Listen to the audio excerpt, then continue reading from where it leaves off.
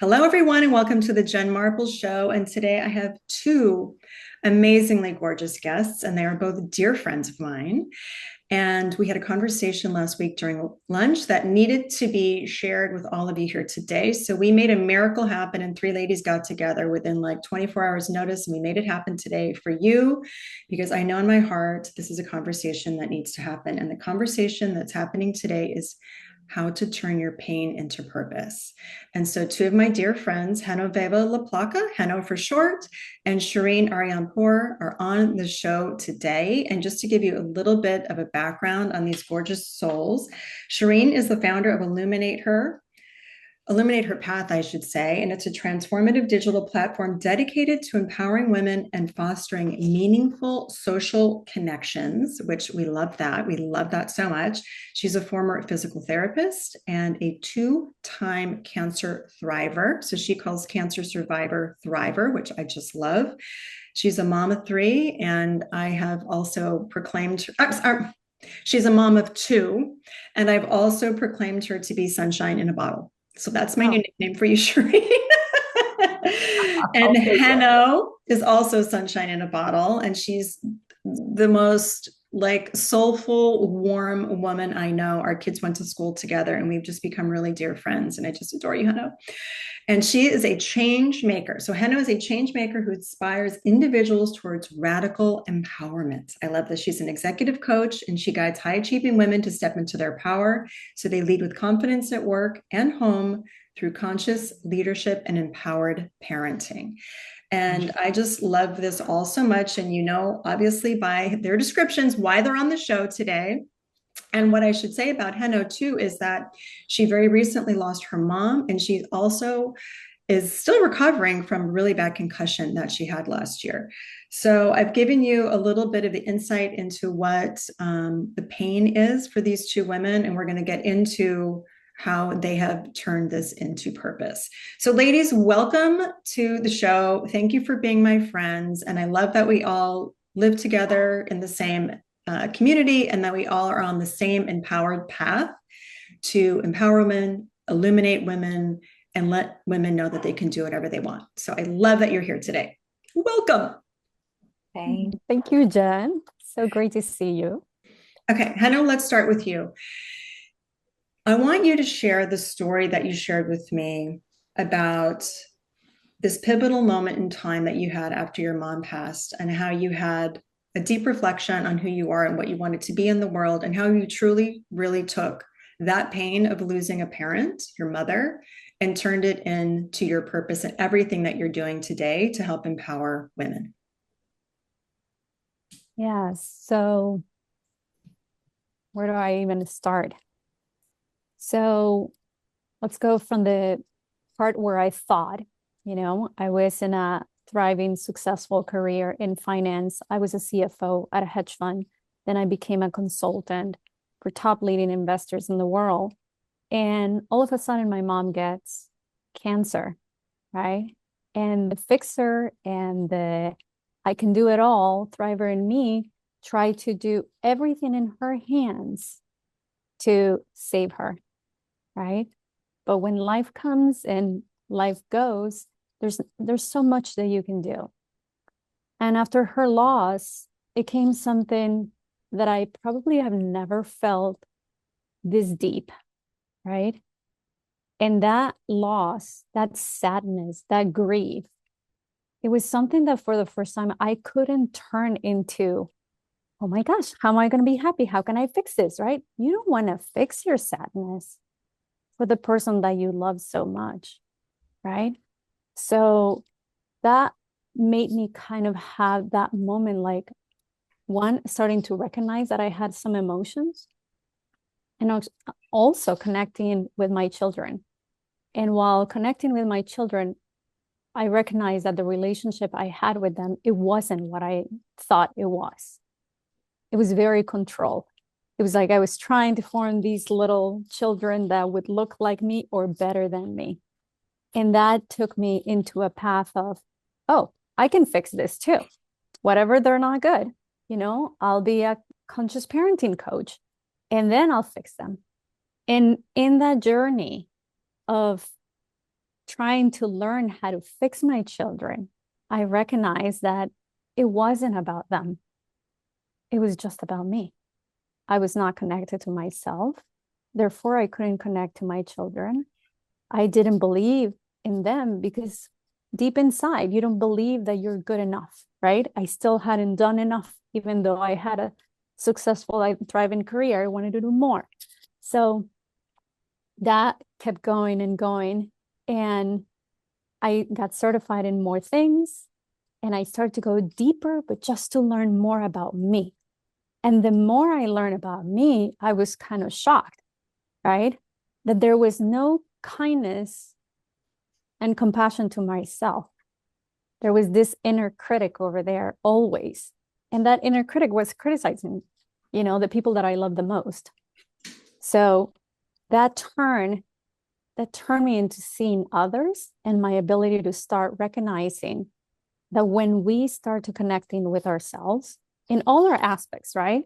Because sometimes we wonder, like, what do you mean connected to myself? I know who I am, right?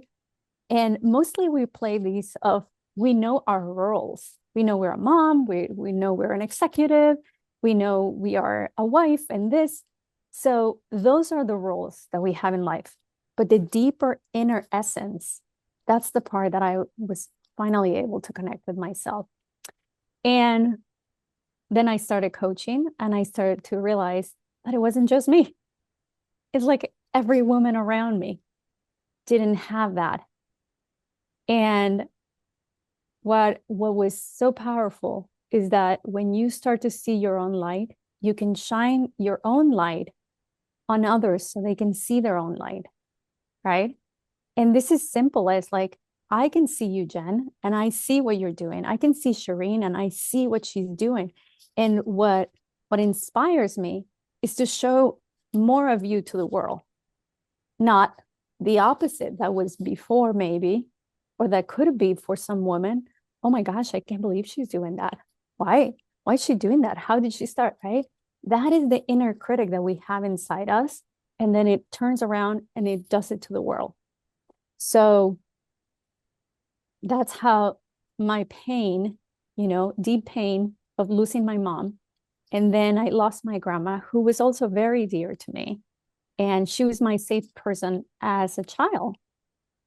And recognizing that in those moments, in your last days in the world, and you're still holding pain, and you're still not seeing yourself, and you have not done the work to live a life that is present and with purpose, you start to wonder, what is it? Why am I here for? And when you ask your why am I here? Why did I come to this world? Everything just changes, right? Because it's not about what you're doing, but how present you are and how authentic you are and how kind you are with others and yourself. And it starts from within. So I feel that's kind of the journey when it was a journey of pain. And then I had my concussion last year as well. And it was a deep, dark night of the soul. For 6-8 months, I couldn't see light. I couldn't be with people. I couldn't be out. And it was a lot of introspection. And even in that moment, my patterns of doing and fixing came to try to fix everything within my head. And it wasn't happening. So learning there that when you allow yourself to connect with yourself, you'll learn more about yourself. You learn who you are, who to become, who you want to be, and how you want to live your life. And that's when my purpose became, I want to empower women. I have 3 daughters, so nothing excites me more than making sure that they are empowered. And the world they live in is by other empowered women, because this is how we make change, right? We become change makers when we lead others into their own power. That is to be powerful. Ooh, I love that. There's so much there. And I love what you're doing. And we're going to dig into some of these recurring themes as we go on in our conversations. The power of presence is really powerful. And I just want to highlight something. I feel like at this we're all midlife listening. Everyone who's listening is in midlife or beyond. And we've all had some type of pain. If it can be current pain that people are living in right now, it could be something from the past, but there's something that we've uniquely experienced that maybe we're not addressing, or we haven't come to terms with, or we have come to terms with it, but it's there. I think I haven't found somebody yet who's in our age range who hasn't dealt with something pretty major.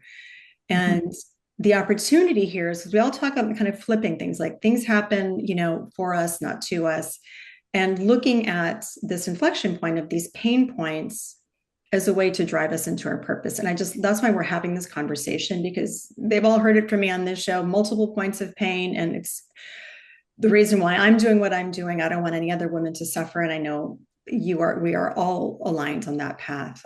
So thank you for sharing all of that, and also helping other leaders dig deep, because the more we can empower other women, then every single one of us has impact on so many people that we know, and so many that we don't know. So this is sort of like the work of our lives, is to really come face to face with that pain, and how can we turn it into purpose? So Shireen, darling, let's talk about you. So you are a two-time cancer thriver. You have made some big changes. You used to be a physical therapist, and now you are running this platform, and your whole mission, like you told us, is to illuminate women and to shine the spotlight on other women. So take us through your journey and how you came to that pivotal place of, okay, this is what I'm meant to do, and I'm going for it. Well, hello, beautiful ladies. First of all, thank you, Jen, for having us. This is an honor, and I love just being around mission-aligned women, because that's what we are all trying to do, is empower and inspire others. Yes, as Hanno mentioned, there are these moments in our lives, I call them, like our spiritual awakening.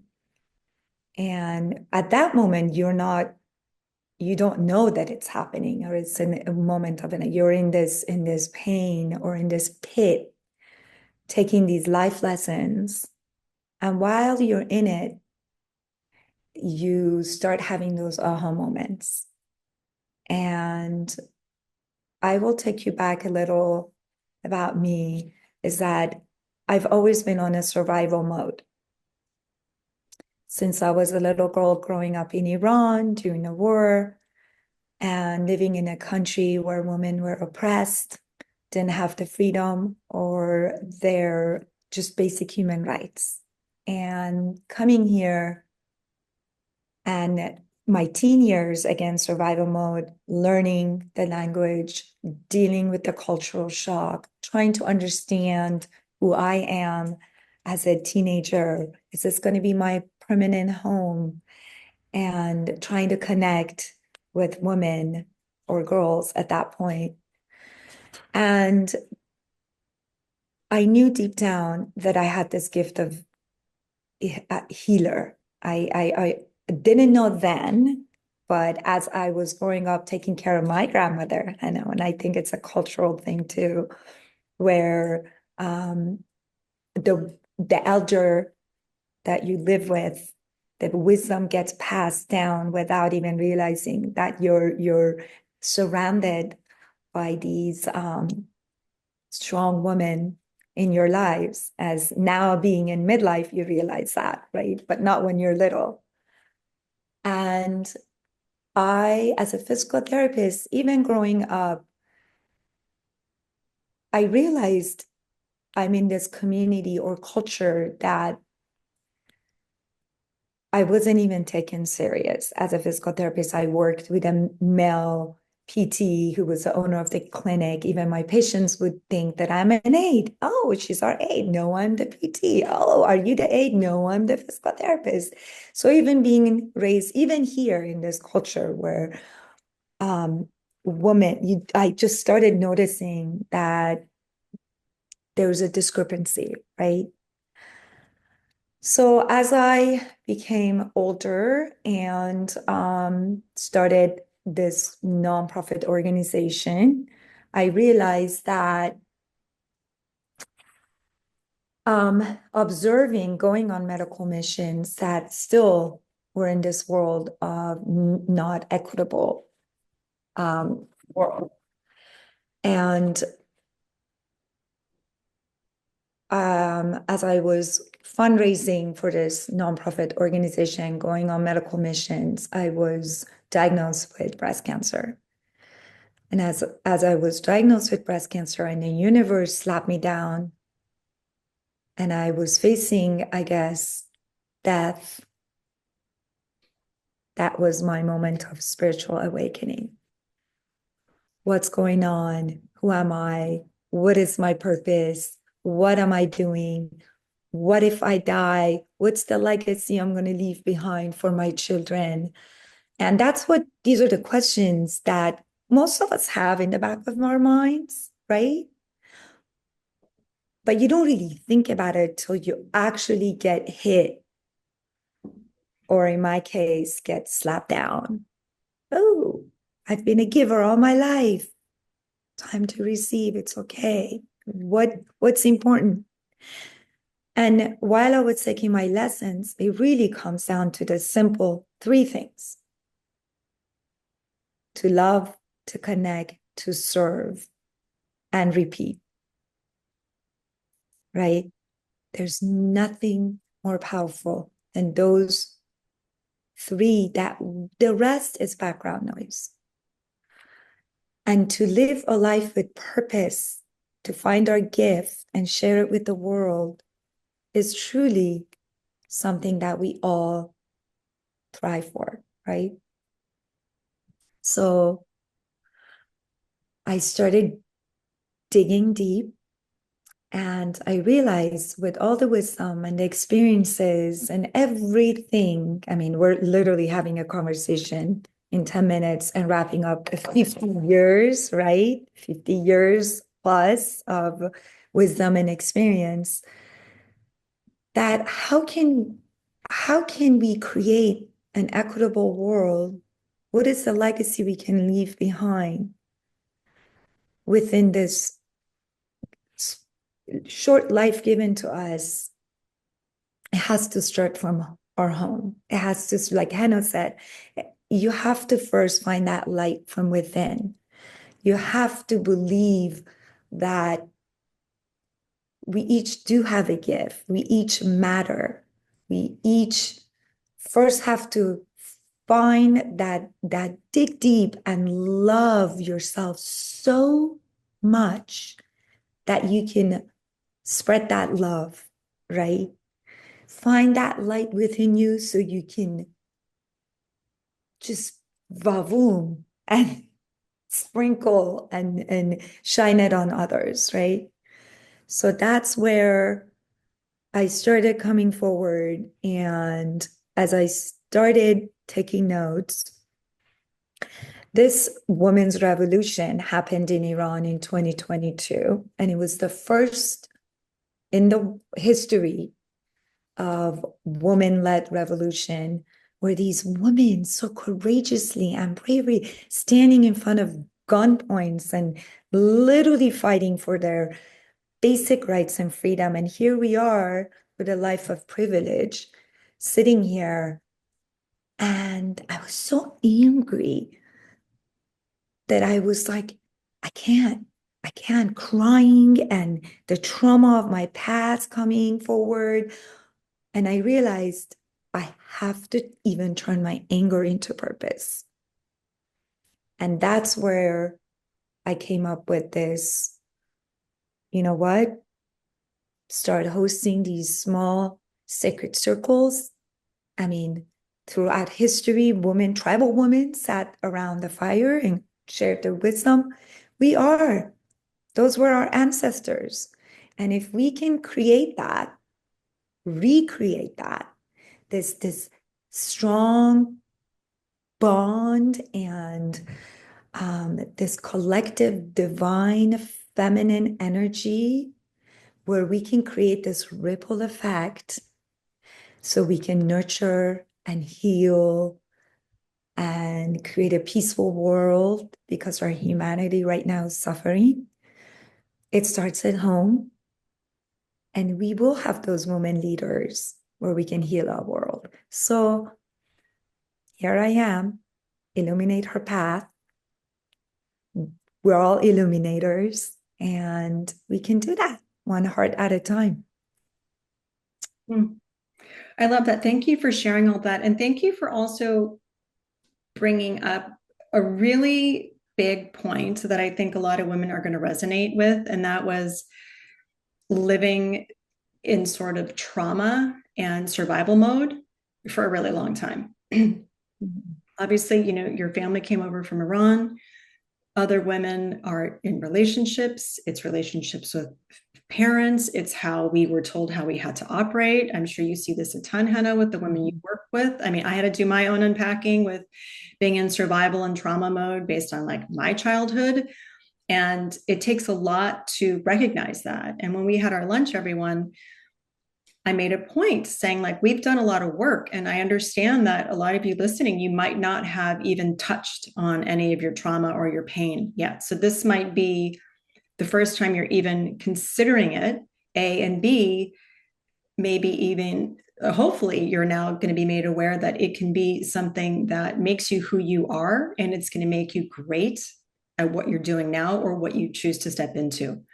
Because I truly am a believer, and I know Hannah and Shirin are, that what happens for us are the exact right experiences. We've had the exact right parents to allow us to do our work in the world as we're doing it today. And so instead of looking at the pain, and I wanted to say something too, Shirin, when you said the anger, because there is a lot of anger right now. No matter where you fall on the political spectrum, there's a million things to be angry about in the United States, a million. And how do we, you know, and I'm going to ask you this question, Hannah, like, how do we take that anger and frustration and instead turn it into something positive? Because you can just get lost in the abyss, and doing that and just mindlessly scrolling and getting mad and sending like memes and videos to friends, that's not going to get anybody anywhere, right? And it's just going to keep you shrinking like in this trauma response. And also it's just going to end up being a big waste of time, because it's going to take you away from what you want to do. So Hannah, I would love to know how you feel, how we can turn sort of, because it's very present for all of us, that anger. I mean, it could just be inequality. I mean, just looking at the Nike ad, we're recording this after the Super Bowl. It got me fired up about women's rights. And I'm looking at my girls, and we still don't have pay equality. And we still have to fight so much harder. So how do we take that anger and sort of flip it and turn it in to something positive? So when we start looking at pain as a portal of growth is when we can start shifting it. First, one of the things that happen with the trauma that you mentioned, right? We do not believe in ourselves. We don't have emotional intelligence. What does that mean? Or resilience, right? Some people call it being regulated, emotionally regulated. I like to call it emotional intelligence, because this anger has a message for you. Something doesn't seem fair, right? Any emotion has a message for you. So when we start to recognize within us, and you talked before also about being present. When we become present, what that means is just simply notice, right? We start to notice our patterns, our emotions, everything. And then we start to welcome them. And it sounds kind of weird to say that, right? Like, how am I going to welcome that I'm angry and pissed and trigger and all this, right? But if the way our psyche works is that our subconscious, right, is geared by these automatic stuff, trauma that we had. So our body always is going to be working in that pattern. So until we become aware, you cannot change something that you don't know it's not working, right? But in order to change it, you need to feel safe. And in order to feel safe, that part of ourselves that feels anger needs to be recognized and appreciated, right? Because in the case of Shirin, right, that anger was coming from a place of protection, protection to her for what happened and protection to all these women. So that is a purpose, right? Where is it coming from? And then I understand who you are, right? I understand where this pain is coming from. I understand where this anger comes from. And then having that moment of like, we turn it into what we want, finding meaning in our pain, right? Because we're also in this culture made to believe that life is painless. And then we suffer more. And then we're in the pursuit of happiness, never actually learning to handle our fears, our emotions, and what's in front of us, because we want to be out of here. So when we learn to be with what's happening, we become aware of what's happening within us and learning what we can change and how we want to change it. And this is where we have choice. When we start to observe, I like to call, you know, myself, I am the CEO and founder of my life, right? But what does that mean? It means that my mind is the chief strategist officer, right? My heart is my mission and purpose in this life. And the chief marketing officer, you know, is how I present my life and what do I want to attract, however I present it. But only if you start as a CEO noticing what's happening, and your body is your chief operating officer. Everything operates through your body. It's your vessel and what makes everything. And all these roles that you have as a woman is how you're servicing the world, right? So only if you start to notice is how we can make a change, just like you would do in any business, right? You start to notice, you make sure like this is what I want and what's not what I want, what is aligned with me, what is aligned with my purpose. And that's how we turn it. And the other important part is letting go of people's opinions, because we're so focused, you know, learning about ourselves is also recognizing that is not the external world, right? Because we're so focused to what are they going to say about me? What are they thinking about me? What if this? But when you learn who you are, it doesn't matter what the world is saying, because you're anchored in your own values. Oh, God, there's so much there. I love that. Thank you for saying all of that.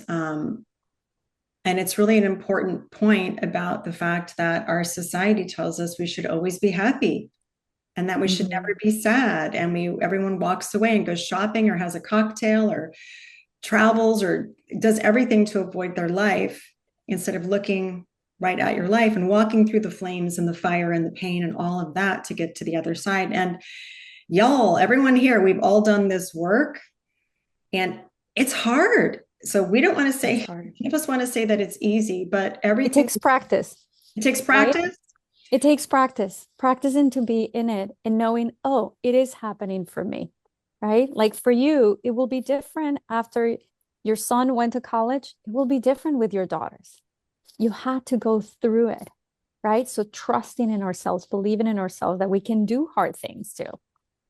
Ugh. And I must add to that, I mean, Geno, you beautifully said that it is about growth, and that if we don't take that step forward to the unknown and risk it and be okay that this is about, I mean, it's all about the growth mindset, right? To be a little more flexible and not rigid thinking, and being okay to risk and go forward, because life is a refinement process. And in order to feel joy, it is sometimes through those moments of pain, that you are able to even recognize those joyful moments.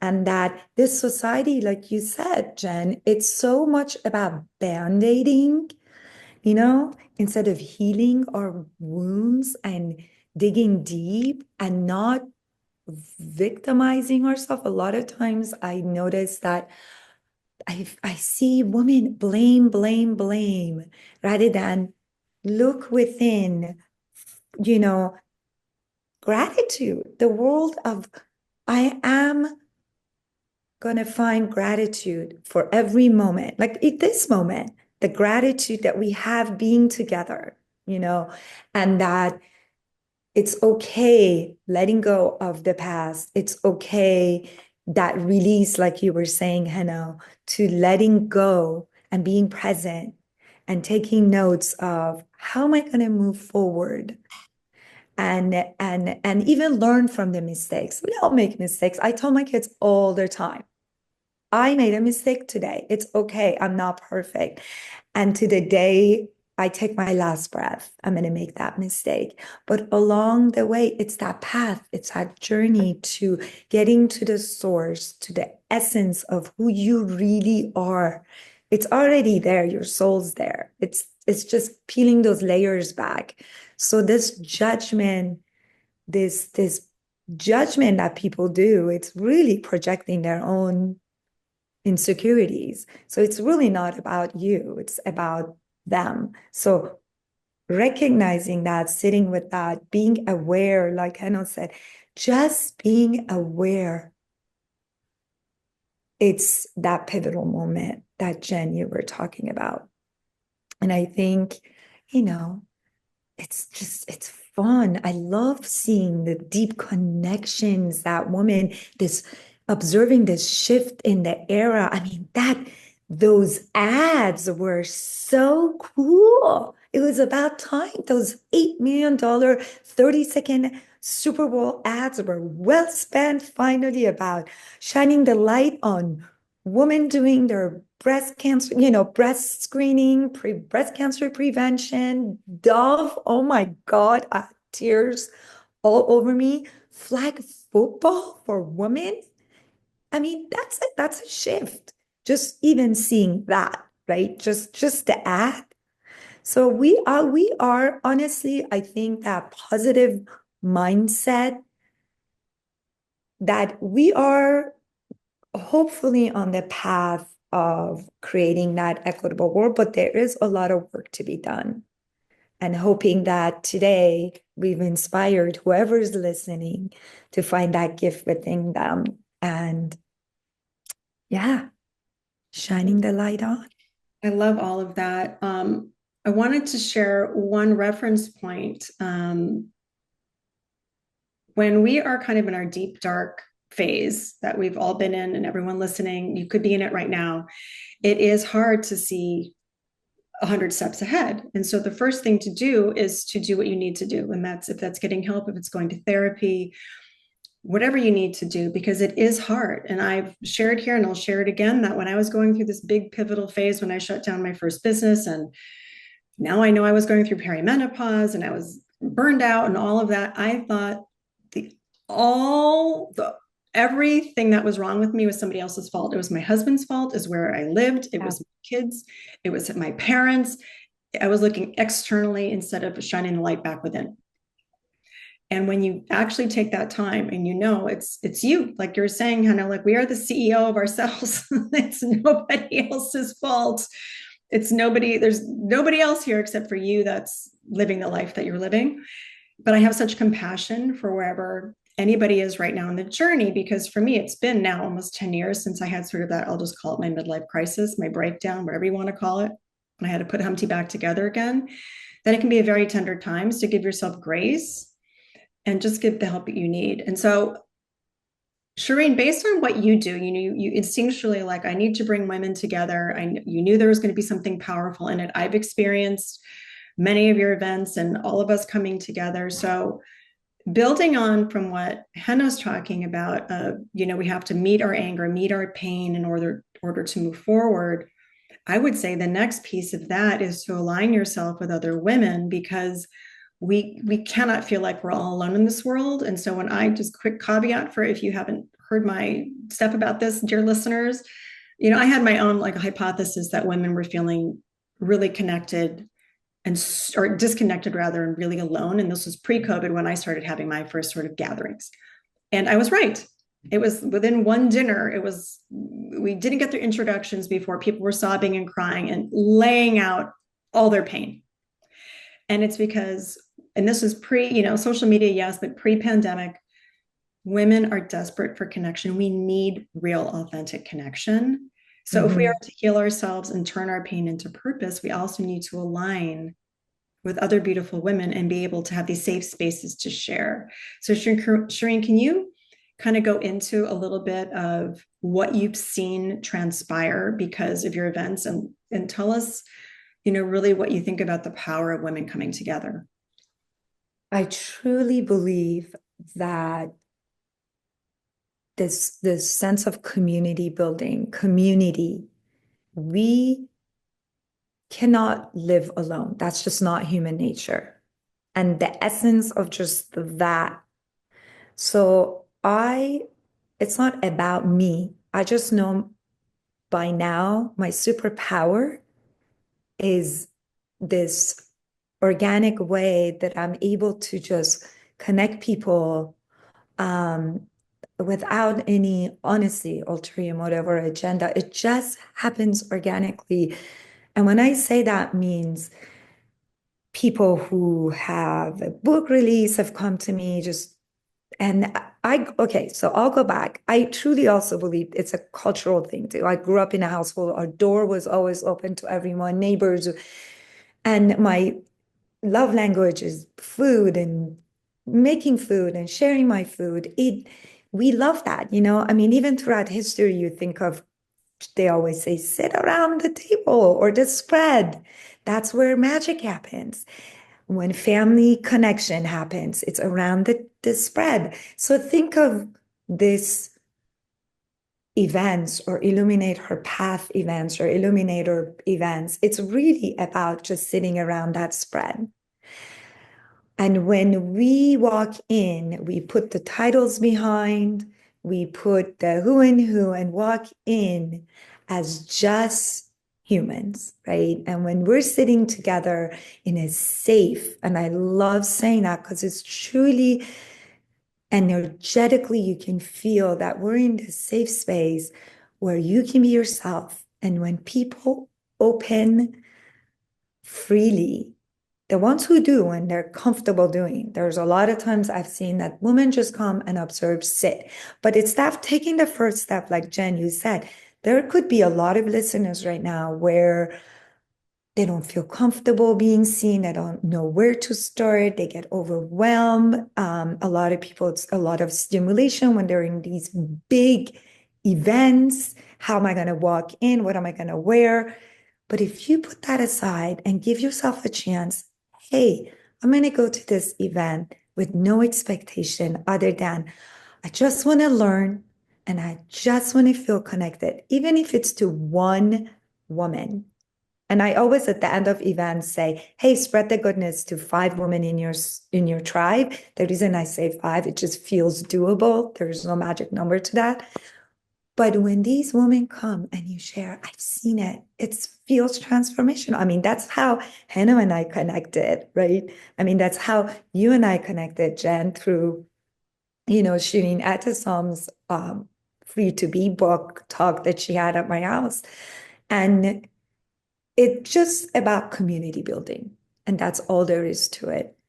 And I just feel like if this ripple effect, I host, the next person goes, oh, I would love to host. And the other person goes, this is what we need in our community to empower the women so we can just like uplift. And I already see it. It's magic. Well, I'm so glad you're doing that. We all are, and it's really Mhm. powerful. And I just read this article about, and I can't remember. It was a friend of mine who wrote the article on Medium, and Dave Morin, and he was referencing this study that was done about how many friendships we're actually able to hold, and it's something like around 150, and that includes your deep, deep, deep, deep, close, way back when friends to maybe like say the moms at the school. I mean, so it's not that many people. And in this day and age of social media, and we think we have all these connections and relationships, we're not actually able to hold all these Mhm. relationships. A, and then B, this thing was, this article is also saying that because of social media, we actually have these superficial, what we might call friendships, where you don't actually know the person. So you could be following somebody, even if they're famous or not, or an influencer, whatever it is, you're invested sort of in what they have to say in their lives, but it's a one-way relationship. And all this to say is that we're spending way too much time online. We're on our Zooms, which are different because we're seeing each other's faces and we're connecting. So that's actually 99% almost there. It's good. But when we're just kind of on screens and you think you're getting a social connection, it's very damaging because we need, to your point, to all of our points here, we need to be together in community.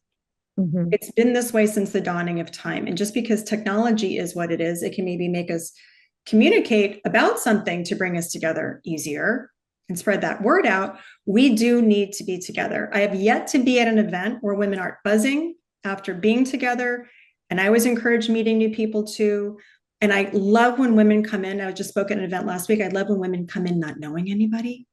And they're like, to what you said, Shirin, like, I'm just going to be here. I just want to meet one new person. Like, I'm getting emotional thinking about it. It's really simple. It's really simple in theory, but it's so hard. So why is it so hard, Hannah? Like, why is it so hard? Because we sometimes focus on what the other people are thinking about me, right? Instead of trying to show myself. And where is this based? This is rooted in how we were conditioned as a child, right? So this is where the whole trauma comes. If you had a controller mom, right? If you had a critic mom, if you had the guilty mom.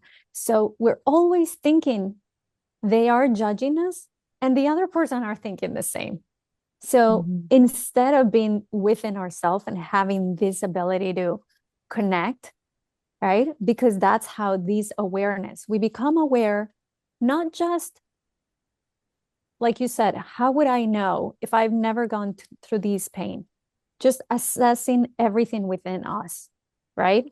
Our health, our mental health, our body, right? The environment that we are at home, the relationships that we have, all of these gives us or take away energy and work, right? If these are disaligned, not aligned, what happens is we cannot function well as well. So then we cannot give to someone else. I cannot connect with you if my body is in pain. I cannot connect with you if I'm traumatized by something and I haven't worked on it. I cannot trust you if I have fear of trusting other people. Or I am judging you if I think I'm perfect, right? So we have also the opposites.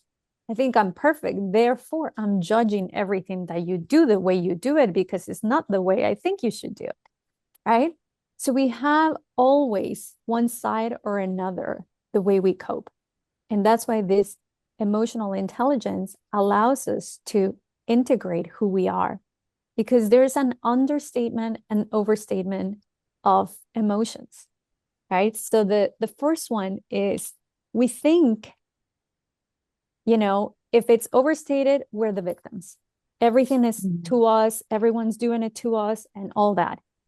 If we're on the other spectrum, you're perfect. I don't even feel anything. I override my emotions and I never allow myself to feel because I'm just moving through. I'm that fighter and emotions are overrated. But when you actually sit with each of those, you start to learn about yourself and how you function in the world. And then you can connect because you also start to recognize the emotions of other people. If someone tells you something, it's not about you.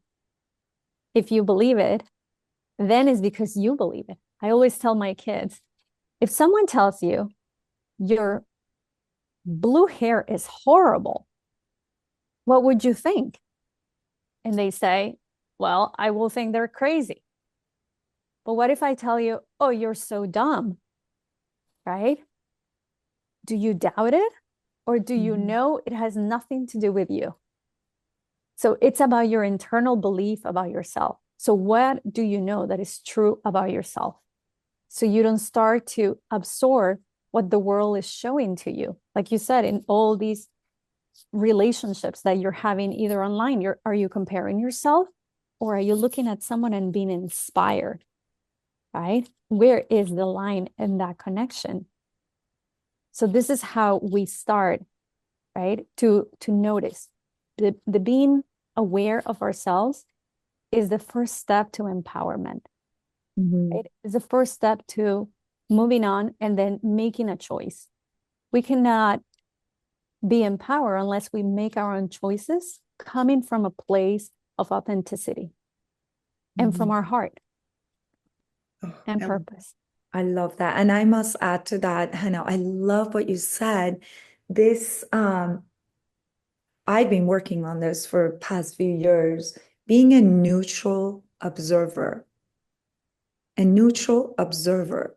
Just observe. And it's really hard because really hard. It's like the hardest thing to do. The hardest thing to do, especially within your family. Because that's exactly where you're the most comfortable and more familiar. And that's where you're going to show your triggers and your pain points. But if you start to observe yourself, the many times that you say why, that is why is a word of judgment. Doesn't matter how you're asking it. It always has a word of judgment. If it's curiosity, it would be how and what. Yeah, I love that. Wow. What just popped up for me was when I was going through, one of the big sort of pivot time in my life that I mentioned before, where everything was everybody else's fault. I did consciously know that I needed people and I needed to involve myself in ways that were nurturing and fulfilling. So that looked like for me, like a yoga retreat, committing to myself to go to like this different yoga studio and show up every day and do some things for me that I hadn't allowed myself to do before. And so Shirin, and one of the things too, in finding these new people and groups, I didn't know, I know now how life-changing it was, but then I didn't. And I'm sure you see this a lot with the women that come to your events. Maybe they're coming in from a different thing, like, oh, I'm going to see somebody speak.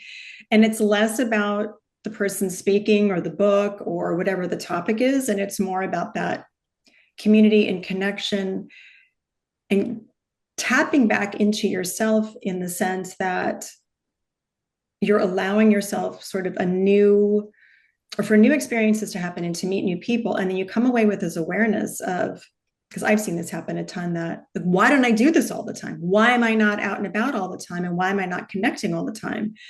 So I'm just curious, like from when you started your events to like where they are now, are people repeat coming back? What kind of transitions and transformations are you seeing in the women that are in your world? That's beautiful. Yes. A lot of actually repeat. And I try to keep it this flow where it targets different type of interest, right? So people don't feel like, oh, it's always a book talk, or it's always a yoga reading, or it's always it's not like you said, it's not about that. It's about creating this space where people feel seen and connected in a just simple human, just basic connection. Because you can go to there's so many things out there, right? Events where, oh, it's about networking, or it's about entrepreneurship, or it's about, galas. I try to create a space where there's such diversity and people with such different backgrounds. And also, I'm loving seeing generational, like I know brought her daughter last time. I love that because it allows this, again, like tribal, where women and girls and everyone would used to sit together and we learn from the elders, and the elders learn to connect even with the younger. So what I'm seeing is this flow of natural connection where people walk away, and even as simple as a hug, right? My Shirini hug, and I'm just like, you share this moment of Oh, I needed that. I just needed that simple hug tonight and nothing else. Just connecting to someone as simple as that. I've gotten people text me back, say, oh my God, I felt so elevated walking away, but just being myself and felt so comfortable. And that is what we all need in the community. The sense of love and connection and being ourselves in a way, because especially as women, we are trained to put our needs last as mothers, wives, givers, and learning now, which is this, I love what you're doing, Jen, because women in midlife we are just scratching the surface. We are just finding our powers and the skills and the wisdom. Wow, watch out, because it's finally time to shine the light on ourselves guilt-free. And I don't like that word. I just don't like the word guilt, but it's true. Finally, we're able to shine a light on ourselves, and it's so exciting. I just feel like it's so fun. I mean, life is such a gift. It's so precious. Every single day you wake up, you tap your feet down. Just even if you're whoever's listening, wherever you are in your life, start with put your feet down, kiss your hands, and say, thank you. I am healthy. I am here. When I was going through my cancer journey, I didn't even have the energy with all the second time around that I was going to radiation. I had second-degree burn everywhere. I was dying of pain. I hadn't slept for 3 months. And I kept telling myself, how am I gonna function again? What if this comes back again? I mean, like you said, Jen, your mind plays these crazy thoughts come and go.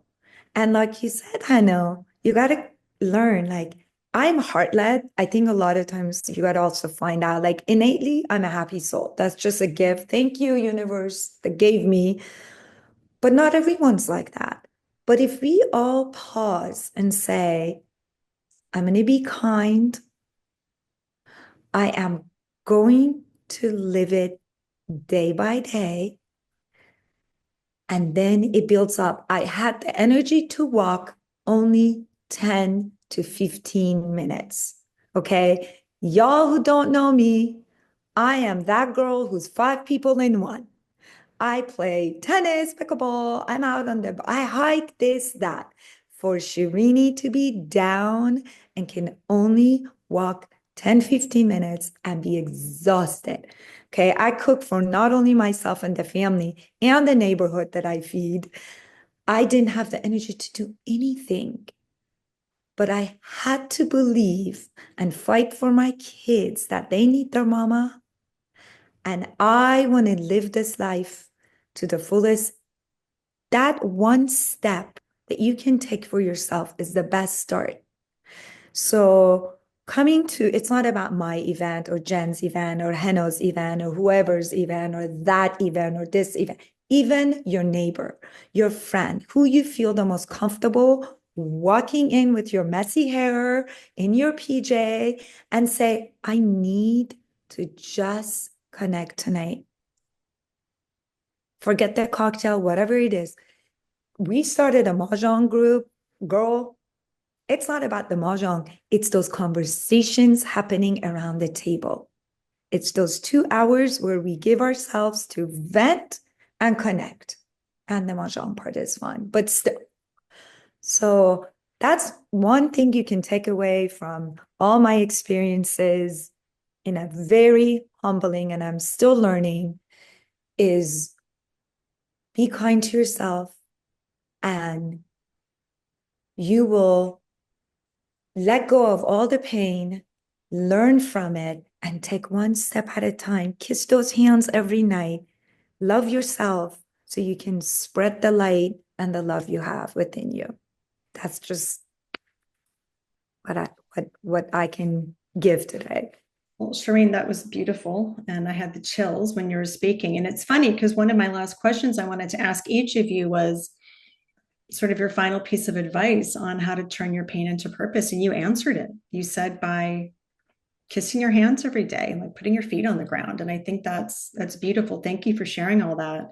Hannah, what do you think? What would be your best piece of advice for somebody listening right now to turn their pain into purpose, to get One going? of the things is to remember, you know, I think we forget to remember that this modern life has taken away our village, right? It wasn't designed like this, that your family was going to be in another state, in another country, or whatever, and that we are supported by this village. There was this study done as well, and having quality in relationships, it gives you 7 years of life. Better, 7 more years of life.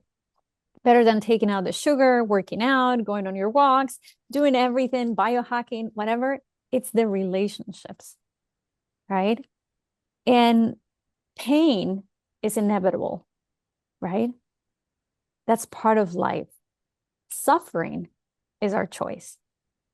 So that's the key and important part, that in midlife, what we have is we have this amazing experience already of having tried the different buckets and places and things that drain us or energize us, like these circles of women, or the ones that don't, right? What does really resonate with me? And that ability to look within and say, I feel so comfortable doing this, and taking that power to choose. As women in midlife, I think that is our greatest power, to become the CEO of your life by choosing. I choose with intention. Because can you imagine your life if it wasn't intentional? Imagine your husband, I'm going to be 98% faithful to you. That's my intention.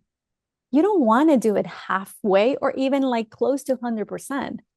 So that, to me, when I found meaning in life, I want to know that every day that I go to sleep, I lived with no regrets, that I went in peace. And if something happens, my kids are going to be happy with who their mom was. My husband's going to be happy with the wife, hopefully, that he has. But every conversation that I had, I was able to touch someone, right? So how can I live that life if I'm rushing, if I'm hurrying, if I'm not paying attention to what's calling me? Because your body is just communicating to you, hey, pay attention to me. You're doing too much. Your mental health is saying, hey, I have a lot of anxiety. Can we be more present? I have a lot of depression. Can we just come back from the past and be here? Right? So our body is like so strategically, and our mind communicating to us, be here with me, so you can live an empowered life. Oh my God, I love that. You made me think of something. Bonnie Wan, who was on this podcast before, her book behind me. Where is it? Life Brief. Life Brief. Where is it? Right here. I know. I She's showing love her. everybody. So it's such a great book, and she brings up so many great concepts. And one of the concepts was, and you just explained this, was living our life by obituary values versus resume values. Yeah. And so it's exactly what you're saying. So it's not like what looks good. Well, she was the CEO of this and the of that. And like she always looked great and always wore Donna Karen and blah, blah, blah, versus like she made me feel seen. She loved her children. She gave her heart to everything she did. I mean, that's the shit you want to hear in a eulogy, not like she was organized and stayed on task. I mean, hello. That could be a whole complete other podcast episode. Yeah. I mean, literally, it's all about how you make others feel. And that's how the three of us talked all day, right? Whoever's listening, it's hopefully the stuff we said, it's how we make them feel about themselves, right? They might not remember all the stuff that we said. And on one more thing, Jen, this life of service, one thing I've learned all these years when I went to these medical missions, took students, and went to these developing countries, it was very humbling. It wasn't what we did for them, it's what they did for us. It was very, very humbling that we were in the middle of Senegal in a village and we saw people who were so happy. So the definition of happiness, to just pause and realize, who are we to with all this stuff and this and that and travel? It is in you. That happiness is how you tap in within yourself. So especially when we serve others, it gives you this sense of joy and purpose that I matter because I help someone. So even whoever's listening, give your 10 minutes attention. That service could be as small as checking on your neighbor. If you made an extra food, go drop it off at someone. You don't have to go all the way to Senegal. I'm just saying, when you help and serve others, it gives you this joy no one can touch or tap into ever.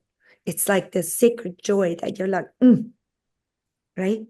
So whoever's listening, volunteer, half hour, 1 hour, somewhere that actually is somewhere where you might not feel comfortable because he might surprise you and you might find superpowers within you didn't even know existed.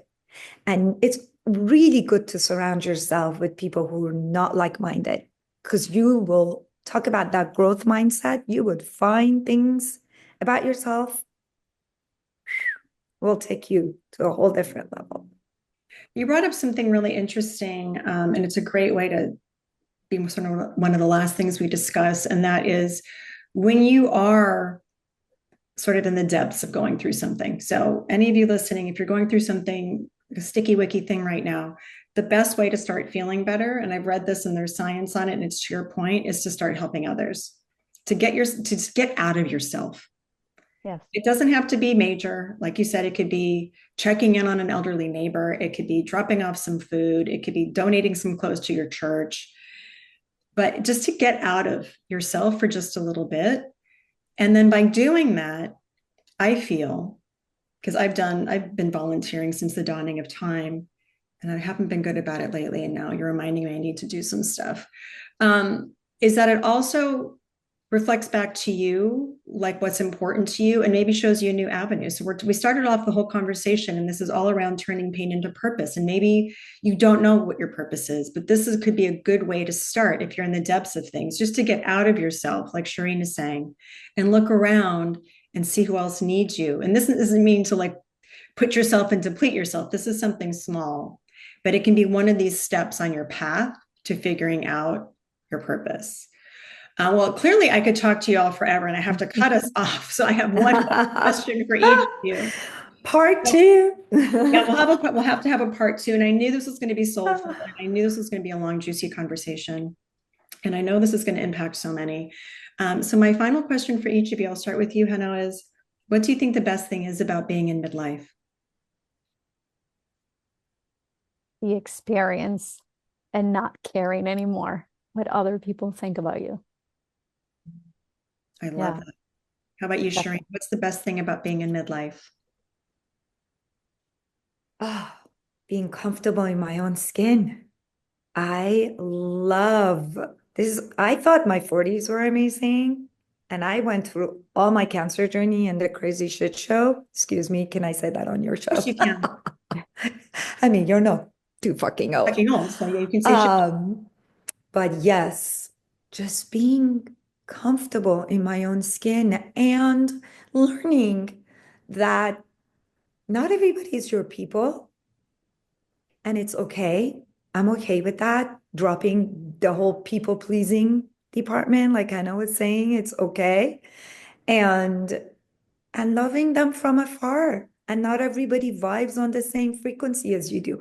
And these women's events, you're not coming to be best friends with everybody.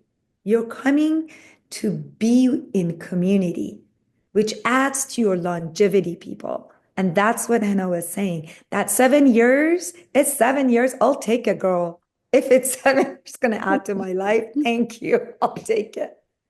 I'll take it too. Okay, you all know everybody finishes this sentence on the show. Start with you, Geno.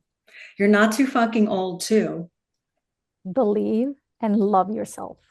Ooh, Shireen, Yes. you're not too fucking old, too.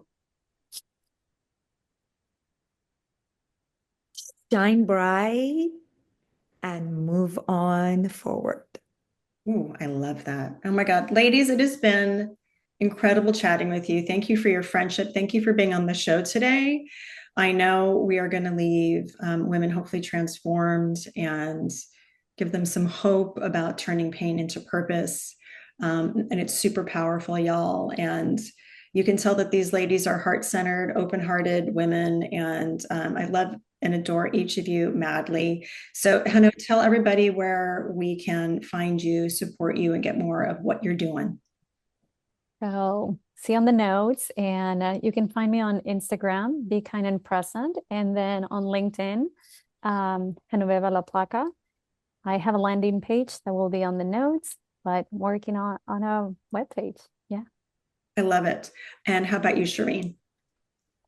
Same along the lines. I'm on LinkedIn under Shirin Aryanpour, and also my Instagram, Illuminate Her Path, and my website is going to be live soon under Illuminate Her Path. So the best way is Illuminate Her Path on Instagram so we can share the events. And I also have a newsletter so you can private message me if you want to be part of that newsletter where I share from my heart and the upcoming events. And I'm happy to add you wherever you are. Would love to have you in our Sacred Woman circles. Ooh, I love it. And we're going to link all that in the show notes. And one thing that I think it's really cool is that both of you, your Instagrams and how you sort of built everything is be kind and be present and illuminate her. Is it illuminate her or illuminate her path on Instagram? I mean, I follow you obviously, but is it illuminate her Illuminate her path. or illuminate her path? That's what I thought. But like the logos illuminate her because Right. I was thinking illuminator, like we're all illuminators, but illuminate her because we want to also shine the light on the other women. Exactly. So you're living and breathing your purpose every day, ladies. So thank you for your work in the world. Thank you. Thank you. And I love you, and I'll see you very soon. Thank Yeah. you. Love, love.